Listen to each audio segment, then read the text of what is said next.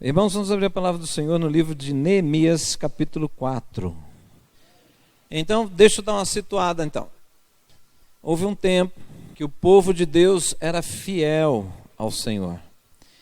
E sempre na história, se você lê a história bíblica do Velho Testamento, você vai ver que todo período que o povo de Deus acreditava em Deus, ouvia a direção de Deus e seguia, ele prosperava. Os inimigos partiam para cima deles, não era problema, eles ganhavam a batalha.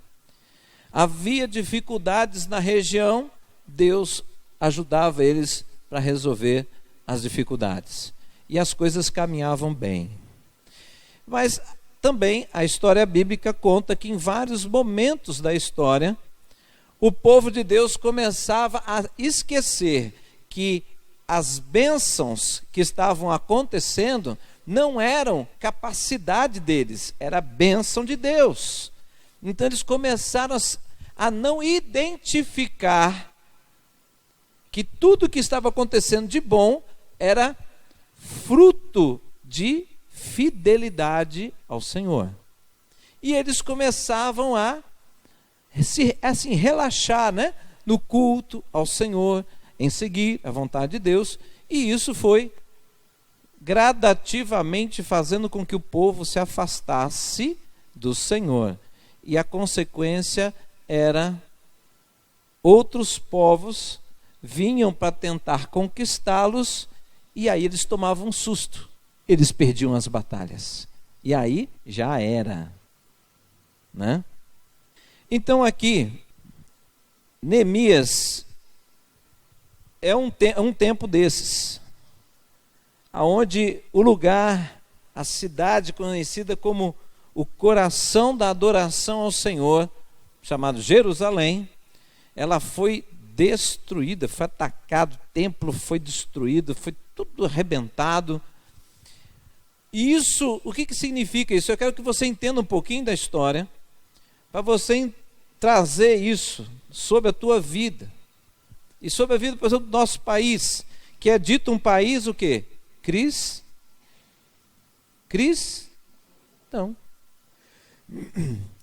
Um país cristão, que dê as bênçãos de Deus, que faz o povo não sofrer, que dê a bênção de Deus, que põe a despensa na casa de um povo com abundância. Aonde é bênção de Deus a miséria? Não tem bênção de Deus. Miséria é sinal de maldição. E aí você fala, mas como? Um país dito cristão e tem sinais de maldição? Porque se diz cristão, mas não anda com Deus. Estão entendendo? A mesma coisa lá. Povo de Deus, conhecido como povo, um povo que adora um único Deus naquela época, Mas, e o nosso Deus foi muito temido. Eles sabiam que existia um Deus forte ali. Mas teve época que as pessoas debocharam do nosso Deus. Por quê? Porque o povo de Deus se afastou do Senhor e eles começaram a perder batalhas, perder terreno, e o lugar mais significativo para o povo de Deus, que era um lugar de adoração, foi destruído. E Neemias, num período onde as coisas começaram a dar uma melhoradinha, Neemias, eu não vou entrar nos detalhes, senão fica contando uma história longa, mas Neemias, como servo de Deus, ele fica sabendo de como estava Jerusalém, porque ele foi levado para um outro lugar, por causa do cativeiro, e ele fica sabendo como estava Jerusalém destruída, e ele fica angustiado com aquilo, não, isso não pode ficar assim, e ele consegue liberação para restaurar, aqui no caso, nesse período, era restaurar os muros de Jerusalém. Então, primeira coisa que nós temos que pensar, que restaurar muro. Muro? Alfenas tem muro? Não. Hoje não existe mais isso. Mas localidades eram cercadas, por quê? Porque haviam inimigos que tentavam invadir, conquistar, dominar, tomar posse, etc. Então, irmãos, primeiro, é importante nós lembrarmos que muro é proteção. Tá certo? Muros representa proteção, segurança, tranquilidade, esperança. Tá? Então pense nisso quando nós estivermos falando de muro. E eu quero dizer o seguinte, que chegou um tempo que a Jerusalém, a cidade de adoração ao Senhor, estava como que não valendo de nada. E quando eu li esse texto hoje, eu falei assim, Senhor, eu me vejo como Jerusalém uns anos atrás, a minha vida uns anos atrás, como esse texto, que a minha vida não valia muita coisa, mas os olhos do Senhor se voltaram para mim, daquilo que eu olhava no espelho, eu não conseguia ver o que o Senhor via, porque o Senhor deu atenção a isso, se empenhou ao meu favor, e hoje a minha vida não é uma cidade de muros derrubados, mas a minha vida tem muralha. Estão entendendo? O que significa isso? Tem muralha, tem proteção, tem esperança, tem segurança, tem paz. Tá? Então, versículo 15 em diante, vamos dar uma olhada lá. Neemias 4, a partir do verso 15. Quando os nossos inimigos descobriram que sabíamos de tudo e que Deus tinha frustrado a sua trama, todos nós voltamos para o muro, cada um para o seu trabalho. Aquele dia em diante, enquanto a metade dos meus homens faziam o trabalho, a outra metade permanecia armada de lanças, escudos, arcos e couraças. Os oficiais davam apoio a todo o povo de Judá, que estava construindo o muro. Aqueles que transportavam material faziam o trabalho com uma mão e com a outra seguravam a arma. E cada um dos construtores traziam na cintura uma espada enquanto trabalhava. E comigo ficava um homem pronto para tocar a trombeta. Que trombeta é essa? Sinal de alerta, inimigo está chegando. É sinal de batalha, né? Tudo bem, irmãos? Então, se eu colocar a nossa vida, a expectativa de Deus, segundo a palavra de Deus, fala assim, que o Senhor procura adoradores. Então quer dizer que eu sou um instrumento de adoração. Deus procura adoradores que o adorem em espírito e em verdade. Então, se Jerusalém era a representação, né, é a cidade da adoração a Deus, então, irmãos, eu posso fazer uma comparação da minha vida com Jerusalém. Posso ou não posso? Transpor isso para nós hoje. Bom, se você está olhando com a cara de interrogação, eu digo para você que você pode. Tá? Então, faça o seguinte. O que significa isso? Que, então, se Deus tinha, mesmo com as justificativas da vida estar no caos, da vida estar com problemas, as pessoas aí fora, quantas pessoas, irmãos, mês passado, era o mês do Outubro Rosa, Setembro Amarelo, né? Setembro Amarelo, do suicídio, não é? Setembro Amarelo, né? Setembro Amarelo. Irmãos, olha que coisa, hoje está se declarando cada mês a luta contra um problema. Não sei se vocês estão reparando, está aumentando, né? Se fala de suicídio, por que estão falando? Porque está aumentando assustadoramente esse negócio. E eu não vou entrar em detalhes, mas poderia falar muito tempo sobre suicídio. Mas a gente está aqui para falar de vida, não de morte, né, irmãos? Mas nós temos que dar atenção. Por quê? Porque para a pessoa chegar a esse ponto é algo assim que você não tem noção. Da dor dentro da pessoa, da angústia, você não tem noção.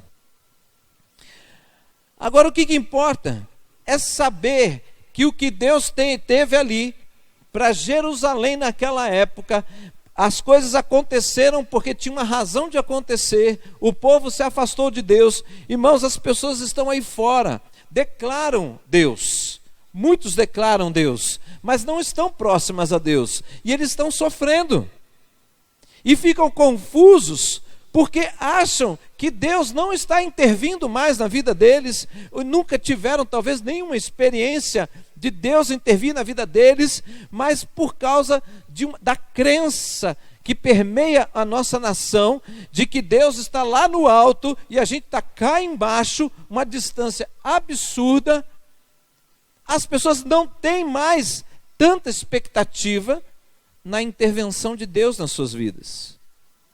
E isso é uma das coisas piores que existe no pensamento de um homem. Porque se você crer na palavra de Deus, diz que o homem foi criado para a louvor e glória do Senhor. Então, essa ausência de Deus na vida da pessoa abre um buraco gigantesco, que nada nessa vida consegue ocupar esse espaço. E aí vem as manifestações das pessoas tentando preencher a vida. E que você vê aí. Mas nós podemos dizer o quê? Que se Deus teve restauração, porque Deus tem misericórdia, irmãos. Deus ama. Estão entendendo? Deus ama. Então mesmo que as pessoas aí fora não estejam próximas a Deus como nós um dia estávamos e hoje estamos nos aproximando cada dia mais, o que nós temos que entender? Que, irmãos, Deus tem restauração para eles lá. O que eu falo restauração? É restauração do que foi perdido, o relacionamento com Deus. Agora, a minha vida, eu não gosto de falar que quando eu aceitei a Cristo, a minha vida foi restaurada. Eu não quero que restaure o que não presta. Eu falo que Deus está me fazendo cada dia mais um novo homem. Eu não quero nada, restaurar é pegar o velho e consertar. Não tem conserto, né? É novo, pensamento novo, valores novos, né? Então, entenda, querido, não importa como você está hoje com Deus, existe, a Bíblia é um dos sinais de que Deus quer comunicar com o homem várias coisas. A mensagem central é que existe salvação para o homem pecador. Aleluia! Mas as situações dessa vida lançam a mensagem: não existe, não existe, não existe. Você tem que lutar, você tem que superar, passe por cima dos outros, os outros vão passar por cima de você. É sempre uma palavra assim esquisita, pesada, que gera assim uma sensação de ameaça o tempo todo. A palavra de Deus não lança uma mensagem de ameaça, mas uma mensagem de salvação. Então existe restauração, existe. Mas aí eu preciso dizer o seguinte: o que nós lemos aqui? Quando o pessoal estava tomando iniciativa de restaurar o muro, houve também um levante para criar uma situação de ameaça, de preocupação, dessa mobilização para mudar, para consertar. Você consegue ver isso na sua vida? Quando você está assim, você tem uma palavra, vem uma palavra no culto, desperta você, puxa, eu preciso ajustar isso na minha vida, e aquilo dá aquele empenho, aquela animação, aí você começa a se aplicar naquilo, parece que aquela semana zanga tudo. Já tiveram uma experiência assim? Já tiveram? O que é isso? É o texto, irmão, lê em casa esse texto. O que acontece? Existe mundo espiritual, Deus querendo que você se torne aquilo que Ele projetou para você ser, e o inimigo das nossas almas diz o quê? Não, ele não pode acreditar nisso, ele não pode experimentar isso, porque se ele acreditar, se ele experimentar, ele vai crer, a fé vai se fortalecer, e aí eu vou perder terreno na vida dele. Então aí lança um monte de situação, para quê? Para que você não creia na palavra que você recebeu. Entenderam? Por quê? O homem é escravo daquilo que o domina. Ó. O homem é escravo daquilo que o domina. E aí, vamos lá. A história é tremenda, né? Então, como que começou a restauração dos muros? Como? Tem um start, tem uma partida. Qual que é? Inconformismo. Neemias, não, Jerusalém não pode ficar assim. Eu lembro de Jerusalém. Era um lugar maravilhoso. Não pode. Inconformismo. Hoje, dentro da cultura do nosso país, existe, não sei se vocês percebem, mas permeia uma coisa maligna, horrível. Qual que é? As pessoas falam que querem a mudança, mas elas não querem viver o processo da mudança. Elas só querem o resultado da mudança. E isso é viagem. Isso é piração. Isso é infantilidade. Criança é que acha que só de pensar e fechar os olhos, quando abrir, aconteceu, né? Isso é infantilidade. Mas no nosso país, essa cultura está crescendo assustadoramente, e a nossa nação não se levanta, porque o povo não toma posição. Então guarda isso, processo de transformação. Eu sei agora o que Deus tem para mim, eu acredito que Deus tem isso para mim, eu tenho que ter, então agora o que? Isso tem que gerar um inconformismo da condição que eu estou, eu tenho que partir para a mudança. E eu tenho que entender que o processo de mudança não é fácil, mas o resultado é maravilhoso, porque ele é eterno. Então, irmãos, tem que ser uma reação consistente. Não é uma vontadezinha que vem e que vai. Não acontece nada. Do jeito que ela veio, ela foi. Não. Tem que ter consistência. Entende isso, irmãos? Como é que nós vemos isso? Pastor, você está falando tanto de coisa, onde está no texto? Opa, como não? Quando eles começaram a ouvir ameaça, parou a obra? Não. Um grupo, uma hora um grupo estava lá, trazendo material, outro grupo vigiando. Aí teve um outro pedaço ali, que os caras andavam com uma pá na mão, então trabalho, e a outra uma lança, proteção, tá certo? E alguns, quer dizer, alguns não, pá, lança com espada na cintura. O que significa isso? Trabalhando e em prontidão para batalha, para o que der e vier, mas não fica assim esperando o pau quebrar. Não, enquanto o pau não quebra, estamos trabalhando. Por quê? Porque a restauração tinha que acontecer. Ficar esperando acabar os inimigos para começar a fazer a obra, nunca ia ter a obra terminada. Entenderam, irmãos? Como que o inimigo se afasta da sua vida? Como que ele te deixa por um tempo, como fez com Jesus? Jesus, lá no deserto, várias vezes ele se defendeu dizendo, está escrito, né? Sujeitai-vos, pois, a Deus, resisti ao diabo, e ele fugirá de vós. Primeira carta de Pedro, está escrito isso, né? Aí, então como é que eu ponho isso na prática? Como é que eu faço isso? Irmãos, eu sempre tenho falado aqui na igreja e as pessoas ainda não acreditam em mim.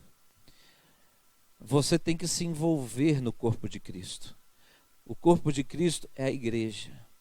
A igreja não é se envolver. Ah, então o pastor quer que passa lixa ali no gesso? Não. Isso é templo, né? O corpo de Cristo somos nós. Nós temos que nos envolver uns com os outros.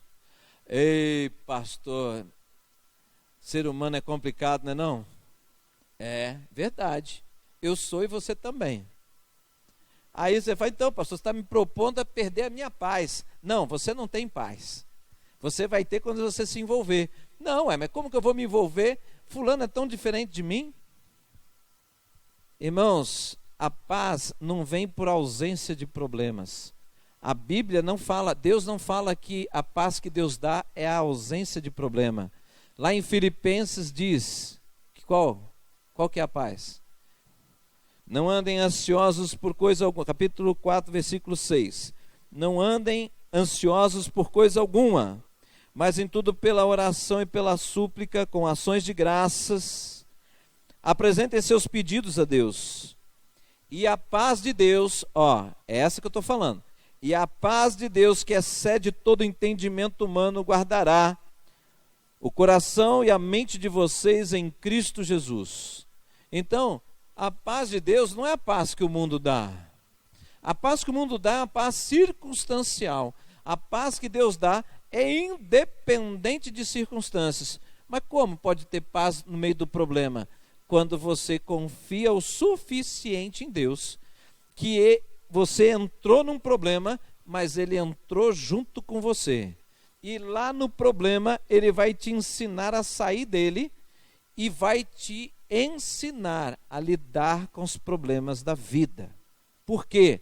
Porque você é escolhido por Deus para não só ser salvo, mas para ser instrumento de Deus para conduzir outros à salvação. Estão entendendo? Amém, irmãos? Sentiu aí o teu ministério, não?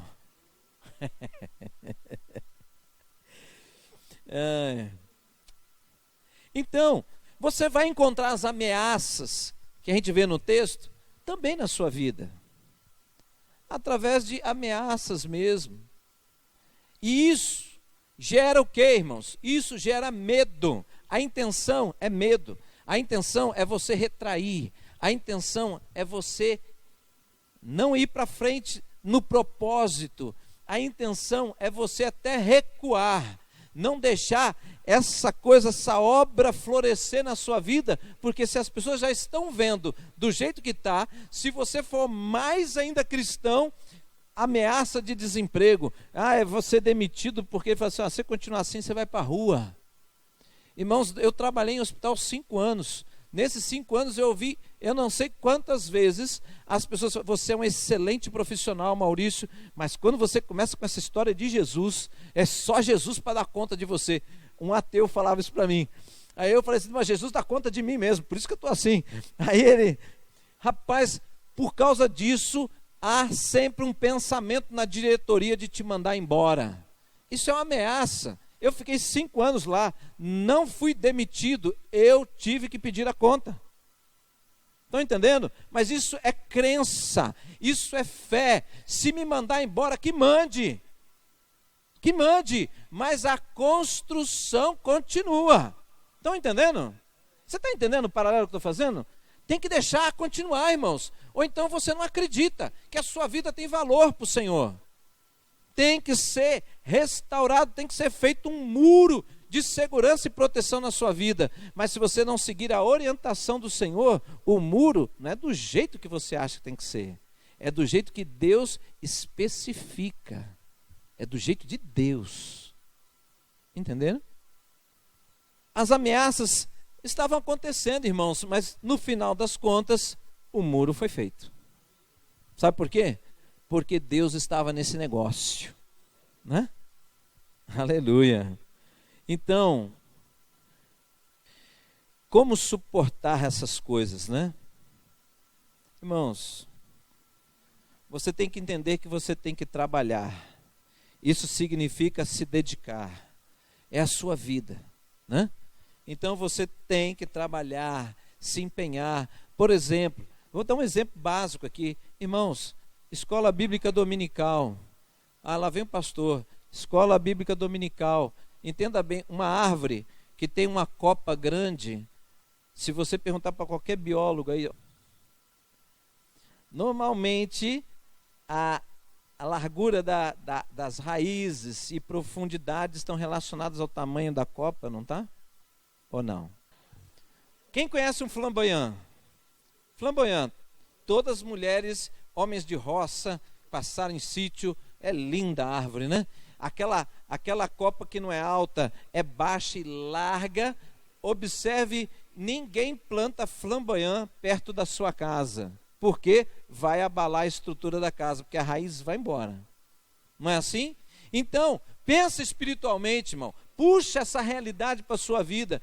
Como é que você quer ter uma vida segura, ser uma pessoa forte, representado por uma árvore grande, de copa grande? O que a copa grande tem a ver comigo? A expressão bíblica de uma árvore de copa grande é que a sua família estará protegida por você. Está entendendo? Você é sombra sobre a tua família. Estão entendendo? Então você quer ser assim, você tem que saber que esta árvore, quando é grande, o vento bate e gera um impacto sobre ela. Para ela resistir, tem que ter profundidade. Raiz, escola bíblica dominical. Raiz não tem em culto. Desculpe, viu, irmãos? Raiz, profundidade não se desenvolve em culto. Se desenvolve num conhecimento profundo da palavra de Deus, porque essa raiz forte significa fé inabalável. Estão entendendo? Agora, isso envolve o quê? Dedicação, porque é o domingão, domingo de manhã. Pois é, domingo, dedicação. Você quer, vai buscar, né? Envolve esforço. Você precisa tomar uma decisão. Agora entenda, tudo isso tem que ser feito na direção certa. Não é na sua, é na direção certa. Né? Irmãos, eu vou falar que tudo isso envolve o seu esforço, que representa naquele texto que nós lemos a pá. A pá. Você trabalha. Tá ok? Então, você precisa ter uma direção, um plano de ação, né? No tempo de Deus, que é o tempo certo. Você precisa de coragem, que brota de uma confiança, né? Onde que você arranja tudo isso? Na palavra. Pá e espada. Espada está aqui, ó, na cintura, né? Tudo bem? Então, irmãos, confie na Bíblia. Confie nas Escrituras. Pastor, que bobagem, por que você está falando isso para mim? Observe a sua vida. Confie um pouco mais do que você tem confiado. Leia, releia, entenda o texto. Entendeu? Confie. É uma mensagem de Deus para você. É o plano de Deus sendo revelado para você. Ajuste a sua vida, portanto, nele. Porque se é o plano de Deus para a sua vida, se não está alinhado com aquilo, ei, problema. Enquanto Deus diz, olha, Eu tenho uma nova vida para você, uma vida abundante para você. Evangelho de João, capítulo 10, versículo 10. Jesus falou isso. É uma verdade. Mas o que? O inimigo fica toda hora dizendo: não faça os muros. Não faça os muros. Irmão, entra para valer. Entra para valer. E a sua vida vai ter muro, vai ter respaldo, vai ter proteção, vai ter força, vai ter segurança. Quando vier o inimigo, ele vai olhar o tamanho do muro e muitas vezes nem tentar ele vai, porque ele já percebeu que ali não tem brecha. Aleluia. Aí você começa a viver em paz. Vamos orar, irmãos, mas pense na sua posição. Sua posição. Pai, em nome de Jesus, Pai, nós te louvamos e te bendizemos, Senhor, por esta palavra, Senhor, que mostra coisas maravilhosas para nós. Mostra a tua misericórdia, mostra o teu poder, mostra um chamado maravilhoso para a nossa vida, de nos apossarmos, Deus, de verdades que a tua palavra nos dá. Essas verdades nos impulsionam em direção ao Senhor, ao plano do Senhor, independente de qualquer resistência, porque a tua palavra também nos garante, Senhor, que maior é o Senhor. Maior é o Senhor, e não há nada impossível para o Senhor, Pai. Portanto, Deus, esses lances, essas ameaças, essas situações que ficam tentando fragilizar a nossa fé, de colocar um pensamento contrário à tua palavra, mostrando um Deus frágil, mentiroso, que não vai cumprir o que prometeu. Nós quebramos essas coisas na nossa vida em nome de Jesus. Não damos espaço no nosso meio para isso, Pai, porque aquilo que o Senhor diz, o Senhor cumpre, Pai. Eu te louvo e te bendigo, Pai, porque também nesta noite o Senhor também nos traz, às vezes, revelação de coisas que talvez estejam inibindo, fraquejando a obra do Senhor na nossa vida, que é o nosso envolvimento com esta obra, com a obra que é na nossa vida, e a obra que nós temos que fazer na vida das pessoas. Quando nós estamos investindo nas pessoas, na verdade uma obra está sendo feita na nossa vida, Pai. E isso é lindo de ver pela palavra do Senhor e pelas experiências que nós temos quando nós vamos investindo na vida uns dos outros. Em nome de Jesus, Pai, que nós sejamos o lugar de adoração ao Senhor. Que a nossa vida seja um instrumento de exaltação e glorificação do Teu nome, como Jerusalém foi. Hoje existe uma palavra profética que haverá uma restauração lá, Pai. Deus, em nome de Jesus, que o Senhor um dia sentará no trono do templo em Jerusalém. Senhor, isso é profético.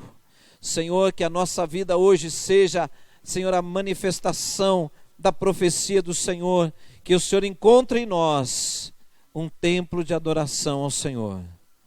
Mas nós entendemos que esta obra tem que continuar, e ela vai se cumprir, porque o Senhor é fiel. Aleluia. Amém, irmão? Dá uma salva de palmas para o Senhor. Aleluia. Glória a Deus.